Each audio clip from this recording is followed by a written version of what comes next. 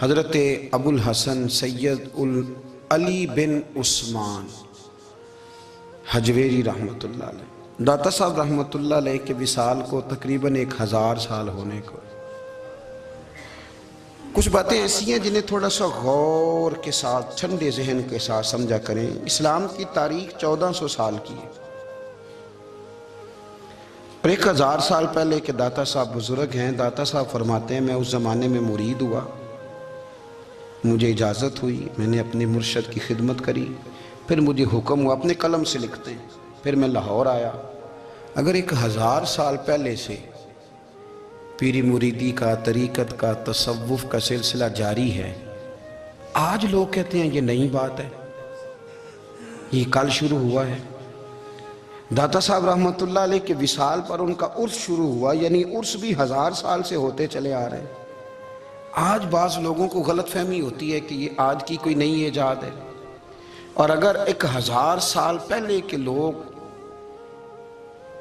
ضرورت محسوس کرتے تھے کہ پہلے کسی درویش کی خدمت کریں گے تو پھر ہمیں کچھ ملے گا، تو ہمارا تو زمانہ ہی بڑا عجیب ہے۔ یہاں بہت سارے لوگ ہیں جو کہتے ہیں میں خود قرآن جانتا ہوں، حدیث جانتا ہوں، میں خود بڑا سمجھدار ہوں، مجھے کسی کی کیا ضرورت ہے۔ بہت ساری چیزیں ایسی ہیں جنہیں ہمیں غور سے دیکھنا چاہیے۔ 1000 سال پہلے داتا صاحب، اور پھر داتا صاحب کہتے ہیں میرا کسی عام گھرانے سے تعلق نہیں، میں مدینے والے محبوب کی اولاد ہوں، سید ہیں۔ اس کے باوجود ایک جگہ پہ گئے ہیں، تربیت لی ہے، پھر وہ لاہور تشریف لائے ہیں، اور داتا صاحب فرماتے ہیں کہ میں ہندوستان کے اس ایریے میں آ کے بیٹھا ہوں جہاں زندگی کی سہولیات بھی پوری میسر نہیں ہیں مجھے۔ لاہور 1000 سال پہلے آپ اگر اس کا نقشہ دیکھیں تو کیا نظر آئے گا؟ جن لوگوں نے ابھی 40 سال 35 سال پہلے لاہور کو دیکھا ہے وہ بھی جانتے ہیں اس کی کیفیات کیا تھی۔ تو 1000 سال پہلے کا لاہور جہاں داتا صاحب تشریف لائے، داتا گنج بخش علی حجویری نے وہاں بیٹھ کر قرآن و سنت کی تشریحات کی، داتا صاحب نے مسجد بنائی۔ اب لفظ داتا سے بھی بڑا اختلاف ہے لوگوں کو، حالانکہ داتا کا معنی دینے والا، اور اللہ کے جو 99 نام ہیں نا، ان 99 ناموں میں سے کوئی نام داتا ہے۔ ایسے لوگ کہتے ہیں یہ تو اللہ کا اسم، بھئی یہ لفظ داتا تو ویسے ہی عربی کا لفظ ہی نہیں ہے۔ تو آپ چیزوں کو گھسیٹ گھساٹ کے اگر لے کے نا، قرآن مجید میں آپ اپنے ماں باپ کے لیے دعا کرتے ہیں رب ارحمہما کما ربیانی صغیرا، یا اللہ ان دونوں کو بخش دے جو بچپن میں میرے رب بنے۔ رب ارحمہما کما ربیانی صغیرا، رب کا معنی پالنے والا، تو قرآن مجید نے تو ماں باپ کو رب کہہ دیا تو شرک ہو گیا۔ وہاں اللہ رب اور معنوں میں ہے، ماں باپ رب اور معنوں میں ہے۔ یہاں معنی پالنے والے کے ہے، ماں باپ اولاد کو پالتے ہیں نا، اصل پالنے والا کون ہے؟ اللہ۔ تو اب کسی نے کہا کہ ابا آپ نے مجھے پالا ہے، تو کافر ہوا کہ مسلمان ہوا؟ تو چھوٹی چھوٹی باتوں میں لوگ تقسیم کرتے ہیں اہل اسلام کی، یہ درست نہیں ہے۔ قرآن مجید نے حکم دیا کہ ان کے لیے دعا کرو ان لفظوں کے ساتھ۔ تو داتا کا معنی ان کا لقب ہے، یہ معروف لقب ہے ان کا، اس کا معنی دینے والا۔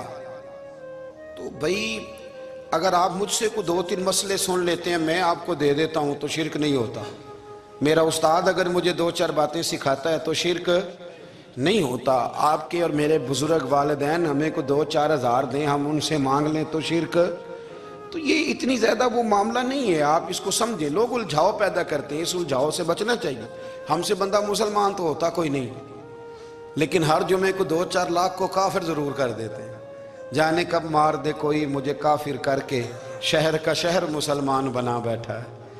تو اتنا سستا نہ کریں اس چیز کو، چیزوں کو سمجھیں اور غور کریں۔ تو داتا صاحب رحمۃ اللہ علیہ نے قرآن و سنت کی تشریحات کی۔ اب ایک بات میں کہنے لگا ہوں، داتا صاحب رحمۃ اللہ علیہ، بابا فرید صاحب رحمۃ اللہ علیہ، حضرت شیخ عبد القادر جیلانی غوث پاک رضی اللہ تعالیٰ عنہ، یہ وہ بزرگ نہیں ہیں کہ جن کی تاریخ دفن ہے، جن کا کوئی پتہ نہیں کہاں سے آئے، کہاں گئے، کیا تھے، کیا کرتے تھے، یہ وہ اس طرح کے لوگ نہیں ہیں۔ ان لوگوں کا کلام اصل صورت میں آج بھی دنیا میں موجود ہے۔ بابا فرید کی تحریریں موجود ہیں، حضرت غوث پاک کی کتابیں موجود ہیں، داتا گنج بخش علی حجویری کی کشف المحجوب شاید دنیا کی ہر زبان میں ملتی ہے۔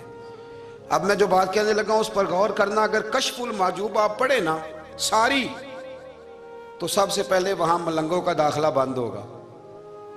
کوئی ملانگا آپ کو نظر نہیں آئے گا، چونکہ داتا صاحب کی تعلیمات بالکل اس کے برعکس ہیں۔ فوری طور پر وہاں عورتوں کا داخلہ بند ہوگا، چونکہ داتا صاحب کی تعلیمات اس کے بالکل برعکس ہیں۔ میلے ٹھیلے یہ ساری چیزیں وہاں بند ہوں گی۔ یہ کوئی کہیں نہیں داتا صاحب نے کہا کہ پنڈی سے پیدل آنا بڑے بڑے جھنڈے اٹھا کے اور میرے مزار پہ حاضری دینا، داتا صاحب اس کے مخالف ہیں، اس لیے کہ وہ کوئی ایسی چیز تو نہیں کہ وہ دفن ہے۔ داتا علی اجویری کی تعلیمات تو لکھی ہوئی ہیں، کتاب موجود ہے، اور ہر چیز کا انہوں نے بیان کر دیا اس کے اندر۔ علم سے شروع ہوئے ہیں وہ، علم، عمل، فقر۔ داتا صاحب نے تو کھانے کے آداب بھی بیان کیے ہیں، داتا صاحب نے چلنے کے آداب لکھے ہیں کشف المعجوب کے اندر، داتا صاحب نے بولنے کا شریعت میں کیا طریقہ وہ بھی بیان فرمایا۔ داتا صاحب نے تو کوئی ایسی چیز نہیں ہے جو آپ کہیں کہ باہر سے لے کے جانی پڑے۔ مسئلہ تو یہ ہے کہ یہ جو کچھ ہو رہا ہے، ایک آدمی ان کی قبر سے پھول اٹھاتا ہے اور وہ کسی کے گلے میں ڈالتا ہے تو اس کا بھی اسے 400-500 روپیہ نظرانہ چاہیے۔ یہ کہاں لکھا ہے داتا صاحب نے؟ کس کتاب کا حصہ ہے؟ ان کے مزار کو آپ جس مرضی چیز سے غسل دیں، اور داتا صاحب نے نہیں کہا تھا کہ سندل لے کے آنا تو میری قبر کو غسل دینا، انہوں نے کہیں نہیں کہا۔ کیوں زیادتی کرتے ہیں مشائخ کے ساتھ؟ میرے اعلیٰ حضرت فاضل بریلوی رضی اللہ تعالیٰ عنہ سے کسی نے پوچھا تھا، ہم بڑی لوگوں کی باتیں سنتے ہیں، مزارات پہ لوگ جاتے تھے تو نفع ہوتا تھا، اب کیا بات ہوئی؟ اب اس طرح سے ہماری دعائیں مستجاب نہیں ہوتی۔ تو اعلیٰ حضرت فرمانے لگے، تم بزرگوں کے مزاروں پہ غیر شرعی کام کرتے ہو، اللہ والے تم سے ناراض ہو گئے، وہ تو تم سے ناراض ہیں، وہ تمہاری سفارش کریں گے اللہ کی بارگاہ میں، وہ تو ناراض ہیں تم سے۔ تم وہاں جا کے جو کچھ کرتے ہو وہ ان کو راضی کرنے والا ہے کہ ناراض کرنے والا ہے؟ تو داتا صاحب نے تعلیم، سب سے پہلے آپ نے اسبات علم کا باب باندھا ہے، اور آیت یہ لکھی ہے پہلے، انما یخشی اللہ من عبادہ العلماء۔ آپ فرماتے ہیں علم ہوگا تو بندہ اللہ سے ڈرے گا، اور بڑی یہ سخت بات ہے، پر داتا صاحب نے لکھی ہے، میری مجبوری ہے، تعلیمات داتا گنج بخش موضوع ہے، یہ بات کرنی پڑے گی۔ داتا صاحب کہتے ہیں جو بندہ بغیر علم کے فقیری کا دعویٰ کر جائے، وہ اسی طرح ہے جس طرح کنویں کے گرد بیل پانی نکالنے کے لیے گھوم رہا ہوتا ہے، وہ چلتا تو رہتا ہے پر اس کی منزل کوئی بھی نہیں ہوتی، وہ گھومتا تو رہتا ہے پر اسے نتیجہ کوئی ملتا نہیں۔ فرماتے ہیں وہ اس بیل کی طرح ہے کہ گھومتا تو رہے گا پر کوئی منزل اسے میسر نہیں آئے گی۔ اگر کوئی منزل لینا چاہتا ہے تو پہلے اللہ کی کتاب پڑھے اور مدینے والے محبوب کی حدیث یاد کرے، پھر اسے منزل نصیب ہوگی، ورنہ اس کے لیے کوئی رستہ تعین ہو سکتا۔ اور داتا صاحب نے پھر حدیث لکھی نبی کریم علیہ السلام کی، فرماتے ہیں کچھ علم حاصل نہیں کرتے، کچھ علم لیتے ہیں پر اس سے نفع نہیں لیتے، پتہ ہوتا ہے پر عمل نہیں کرتے۔ آپ نے حدیث لکھی ہے، نبی کریم علیہ السلام نے فرمایا اللہم انی اعوذ بک من العلم لا ینفع، اے اللہ میں اس علم سے تیری پناہ مانگتا ہوں جو علم تو ہو پر اس سے نفع نہ اٹھایا جا سکے، جو علم تو ہو پر اس پر عمل نہ ہو۔ داتا صاحب رحمت اللہ علیہ فرماتے ہیں علم ہمیشہ اس لیے سیکھنا کہ اللہ تبارک و تعالیٰ تمہیں اس کا نفع عطا کرے۔ اور پھر آگے بڑھتے ہیں تو آپ فرماتے ہیں جب علم سیکھ لو تو پھر نہ اللہ رسول سے عشق کرنا، فرماتے ہیں پھر نمازیں پڑھنا آسان ہو جائے گا، روزے رکھنا آسان ہو جائے گا، قرآن مجید پڑھنا آسان، محبت کرنا۔ اور آپ نے مثال دی، جہاں بھی کوئی بات سمجھاتے ہیں ایک مثال دیتے ہیں، مثال دی، فرمانے لگے حضرت عبداللہ ابن مبارک رحمت اللہ تعالیٰ علیہ فرماتے ہیں میں شروع میں ایک عورت پہ عاشق ہو گیا تھا، سمجھانے کے لیے بات کرتے، عاشق ہو گیا تھا ایک عورت پہ، تو میں نے عشاء کی نماز اس کے محلے میں جا کے پڑھی، میرا مذہبی گھرانے سے تعلق تھا، نماز میں پڑھتا تھا، تو امام صاحب جو تھے نا، یہ داتا صاحب نے لکھا ہے کشف المعجوب، امام صاحب نے نا آیات ذرا لمبی پڑھی، تو میرے دل میں خیال آیا کہ مولانا آپ تو فارغ ہیں تو ہمیں تو اور بھی کام ہے، تو کہتے ہیں نماز سے فارغ ہو کے میں اس کے گھر کے چکر لگاتا تھا، ساری رات گھومتا رہتا تھا، وہ چند لمحوں کے لیے چھت پہ آتی تھی، دو ایک بات کرتی تھی چلی جاتی تھی، حد یہ ہے کہ مجھے کبھی اس پہ غصہ بھی نہیں آیا،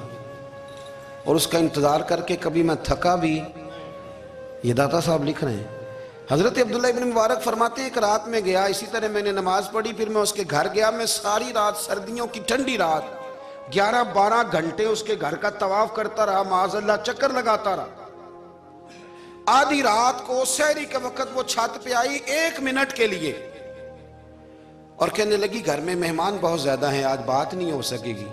حضرت عبداللہ ابن مبارک فرماتے ہیں کہ میں جب واپس لوٹا تو نہ مجھے اس پہ غصہ تھا نہ مجھے تھکاوٹ تھی، بلکہ میرے دل کے اندر اس کے لیے محبت بڑھ رہی تھی۔ میں کہہ رہا تھا کتنی اچھی ہے بیچاری، اتنے راش میں بھی اور اتنی مجبوری میں بھی 1 منٹ کے لیے چھت پہ آئی ہے، پھر بھی مجھے اس سے پیار بڑھ رہا تھا۔ کہتے ہیں جب میں تھوڑا آگے بڑھا تو فجر کی اذان ہو رہی تھی، یکدم میرے اندر سے آواز اٹھی، میں نے کہا عبداللہ اگر تو ایک عورت کے لیے ساری رات کھڑا رہتا ہے، نہ تھکاوٹ ہوتی ہے نہ غصہ آتا ہے بلکہ پیار بڑھتا ہے، اگر عورت کے لیے بندہ کھڑا رہ سکتا ہے تو رب رسول کے لیے بھی کھڑا رہ سکتا ہے۔ پھر تراویح پڑھنا کوئی اتنا مشکل کام نہیں ہے، پھر تہجد کے لیے اٹھنا کوئی مشکل کام نہیں ہے، شرط یہ ہے کہ پیار ہو جائے۔